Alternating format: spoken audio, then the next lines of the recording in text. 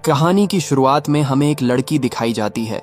जब उसे होश आता है तो देखती है कि उसके मुंह पर एक अजीब किस्म का मेटल मास्क लगा हुआ है। उसे समझ नहीं आता कि वो कहाँ है और उसके साथ यह सब किसने किया है। वो घबराकर मास्क उतारने की कोशिश करती है, मगर उसे पता चलता है कि मास्क को पीछे से लॉक लगा हुआ है। इसके बाद वो अपने सामने एक लड़की को देखती है जिसका नाम क्रिस्टल होता है। वो देखती है कि क्रिस्टल बिल्कुल आराम से बैठी हुई है, जैसे वो इस सिचुएशन से पहले भी गुजर चुकी हो। फिर वो इस जगह को देखने लगती है ताकि इस जगह को समझ सके। आगे जाकर उसे पता चलता है कि वहाँ पर और भी कई लोग हैं जिनके मुंह पर मेटल मास्क लगा हुआ है। मास्क की वजह से वो लोग ठीक से बोल भी नहीं सकते थे और सब लोग पूरी तरह हेल्पलेस फील कर रहे होते हैं। कुछ देर बाद वो सब जंगल के बीच रखा हुआ एक बड़ा सा बॉक्स देखते हैं। एक आदमी इसको खोलने के लिए जाता है, लेकिन उसी वक्त डॉन नाम का एक शख्स आता है और उसे मना करता है कि इसे मत खोलो, ये एक जाल भी हो सकता है। मगर वो आदमी किसी की नहीं सुनता और वो इस बॉक्स को खोलने लगता है। दूसरे लोग डर जाते हैं और पीछे जाकर छुप जाते हैं। वो शख्स लोहे की सलाख से बॉक्स को खोल देता है, लेकिन बॉक्स के अंदर एक सुअर होता है। फिर जब वो आदमी ध्यान से बॉक्स के अंदर देखता है तो उसे एक ऐसा स्टैंड मिलता है जिस पर हर किस्म के हथियार रखे होते हैं। सब लोग परेशान होते हैं कि यह हथियार किसने भेजे हैं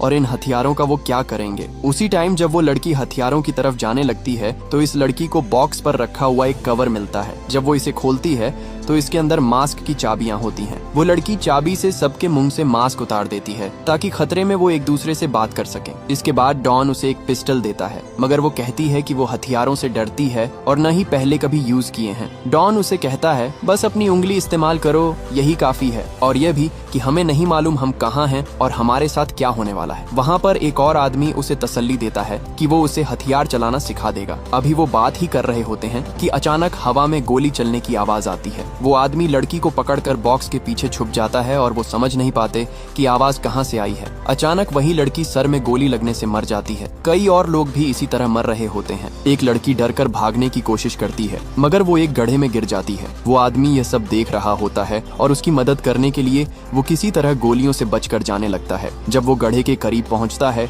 तो उसे पता चलता है कि उसके जिस्म में लोहे की सलाखें आर पार हो चुकी होती हैं, लेकिन इसके बावजूद वो उसे छोड़ता नहीं और उसे वहां से निकालने की कोशिश करता है। वो आदमी किसी तरह से उसे गड्ढे से निकाल लेता है और सहारा देकर वहां से ले जाने लगता है। अचानक वो एक लैंड माइन पर अपना पांव रख देता है, जिससे जोरदार धमाका होता है और वो दोनों वहीं मारे जाते हैं। इसके बाद हम टॉम नाम के एक आदमी को देखते हैं जो पेट के बल रेंगते हुए इन लोगों की गोलियों से बचने में कामयाब हो जाता है और जंगल के अंदर भाग जाता है। वो तेजी से भागता रहता है और एक लोहे की बाड़ तक पहुंच जाता है। वहां पर एक और बूढ़ा आदमी भी आ जाता है और कहता है कि हमें यहाँ से जल्द निकलना होगा, वरना हम मारे जाएंगे, क्योंकि अमीर लोग मजे के लिए उनका शिकार कर रहे हैं। कुछ देर बाद दो और लोग भी आ जाते हैं। उनके पास यहाँ से निकलने का सिर्फ एक ही रास्ता होता है। वो सब लोहे की इस बाड़ के ऊपर से कूद कर ही बच सकते हैं। वो जैसे तैसे करके बाड़ की दूसरी तरफ जाने लगते हैं, मगर जब बूढ़ा आदमी बाड़ पर चढ़ने लगता है तो अचानक एक तीर उसकी पीठ में लगता है। वो आदमी बहुत ज्यादा डर जाता है। दूसरे लोग समझ जाते हैं कि यह अब नहीं बचने वाला, इसलिए वो उसे छोड़कर भाग जाते हैं। बूढ़ा आदमी जानता होता है कि अब वो वैसे भी मरने वाला है, इसलिए वो जंगल में जाता है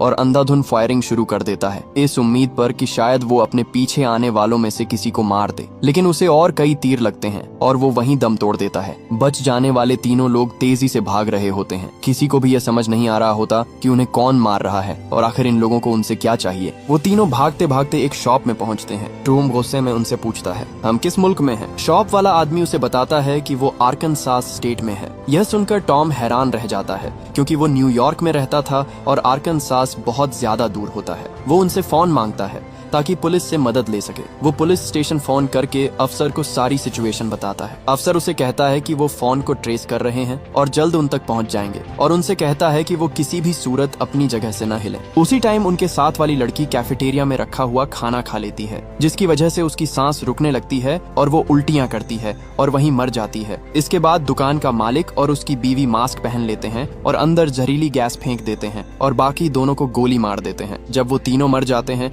तो वेंटिलेशन सिस्टम चला देते हैं, जिससे जहरीली गैस बाहर निकल जाती है। बाद में वो तीनों लाशों को एक कमरे में रख देते हैं ताकि बाद में उन्हें ठिकाने लगा सकें। यहाँ हमें पता चलता है कि यह दोनों लोग अमीरों के इस ग्रुप के साथ मिले हुए हैं जो गरीब लोगों का शिकार करते हैं। अमीर लोग उनको बहुत ज्यादा पैसा देते हैं ताकि गरीबों का चूहों की तरह शिकार किया जा सके। इस खूनी खेल की सरबराह एक औरत है जिसका नाम एथेना होता है। कुछ देर बाद एथीना शॉप वालों से कांटेक्ट करती है और उन्हें बताती है कि एक लड़की उनकी तरफ आ रही है और इसके पास कोई गन भी नहीं है, यानी वो इसे जैसे चाहें वैसे मार सकते हैं। कुछ ही देर बाद वो लड़की वहाँ पहुँच जाती है जिसका नाम क्रिस्टल होता है। वो इस वजह से खुश होते हैं कि इसके पास कोई हथियार नहीं। कुछ देर बाद क्रिस्टल शॉप में पहुँचती है, मगर वो होशियारी और समझदारी से हर कदम उठा रही होती है। वो उनको पैसे देती है और सिगरेट्स का पैकेट खरीद लेती है। जैसे ही दुकान वाली उसे बाकी पैसे देती है तो क्रिस्टल को एक चीज अजीब लगती है। वो दुकान वालों से पूछती है कि हम अभी कहाँ हैं। वो जवाब देते हैं आर्कनसो स्टेट में। अचानक क्रिस्टल उन पर हमला कर देती है और फिर छलांग लगाकर गन उठा लेती है और बूढ़े आदमी को मार देती है। फिर वो औरत से कहती है, तुम झूठ बोल रही हो, तुम अमीर लोगों की इस गैंग का हिस्सा हो जो हमें मारना चाहती है, और यह भी कि आर्कनसो में सिगरेट्स का पैकेट $6 का होता है, $2 का नहीं। ये कहकर वो उसे भी मार देती है। फिर क्रिस्टल इस शॉप की अच्छी तरह तलाशी लेती है, मगर वहाँ उसे कोई भी नहीं मिलता। फिर वो अपनी सेफ्टी के लिए वहाँ से और गोलियां भी उठा लेती है। जब वो शॉप से बाहर आती है तो वहाँ पर एक गाड़ी खड़ी होती है। वो सोचती है कि उसे गाड़ी लेकर निकल जाना चाहिए, लेकिन जैसे ही वो दरवाजा खोलने लगती है तो उसे एक वायर नजर आती है जो कि एक बम से कनेक्ट होती है। असल में यह एक जाल होता है ताकि जो भी भागने की कोशिश करे वो मारा जाए। क्रिस्टल शॉप के अंदर से वॉकी टॉकी उठाकर दरख्तों के पास छुप जाती है। इसी टाइम वॉकी टॉकी पर एथीना अमीर लोगों से बात कर रही होती है। एथीना उनके साथ चैलेंज करती है कि जो ज्यादा लोग मारेगा उसे ज्यादा पैसे मिलेंगे। क्रिस्टल को यह सुनकर बहुत ज्यादा गुस्सा आता है और उसे यकीन ही नहीं होता कि दुनिया में ऐसे लोग भी रहते हैं। थोड़ी देर बाद वो देखती है कि एक ड्रोन वहां आ गया है। एथीना को शक होता है कि दुकान वालों को किसी ने मार दिया है क्योंकि उनसे कांटेक्ट नहीं हो पा रहा था, इसलिए वो ड्रोन भेजती है। ड्रोन जब शॉप के पास जाता है तो एक आदमी उस पर फायरिंग कर देता है और उसे गिरा देता है।